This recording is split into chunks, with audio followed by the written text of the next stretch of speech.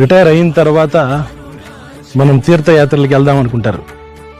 Retire అయిన తర్వాత వయసు అయిపోయిన తర్వాత మనము ఇలాంటివి ఎక్కాలన్నా ఇలాంటి ఎక్స్పీరియన్స్ పొందాలంట ఏమి ఉండవండి. అందుకే మీరు వయసులో ఉన్నప్పుడే స్పిరిచువల్ జర్నీని కానీ మీరు ప్రాక్టీస్ చేసినట్లయితే మీరు వయసు అయ్యేటప్పటికి ఒక మంచి ఎక్స్పీరియన్స్తో మన లైఫ్లోని బతకచ్చండి.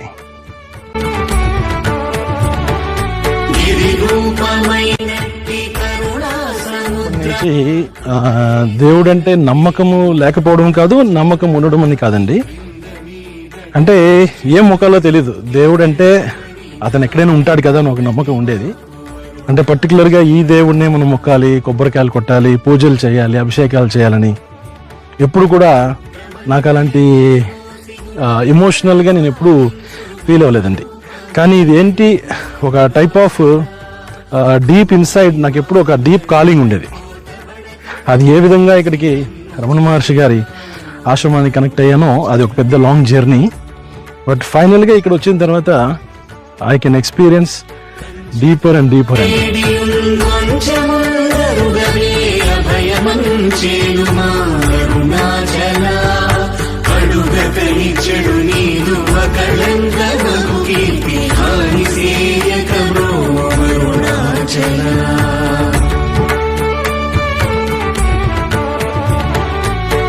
ఒకనొక సమయంలో ఒక 3 years నేను కంప్లీట్గా ఇక్కడ రమణాశ్రమంలో ఉండిపోయానండి.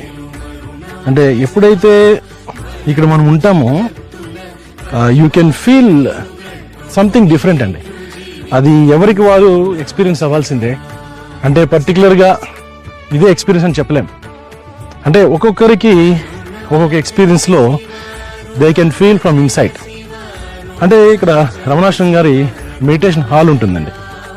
ఆ మెడిటేషన్ హాల్లోకి మీరు వెళ్ళి కూర్చోగానే ఆటోమేటిక్గా మీ మైండ్ అనేది స్విచ్ ఆఫ్ అయిపోతుంది. అంటే మనం ఎక్స్టర్నల్ విషయాలతో స్లోగా డిస్కనెక్ట్ అవుతామండి. అది ఎంతవరకు డిస్కనెక్ట్ అవుతామంటే ఎప్పటికైనా ఇక్కడే ఉండిపోదామా అని అనిపిస్తుంది. కానీ మనం మనుషులు కదండి, మనకి చాలా బాధ్యతలు అన్నీ ఉంటాయి. రమణ మహర్షి గారు కూడా ఎప్పుడు మీరు అన్నీ వదిలేసి వచ్చేసి ఇక్కడ ఉండండి అని ఎప్పుడు చెప్పరండి.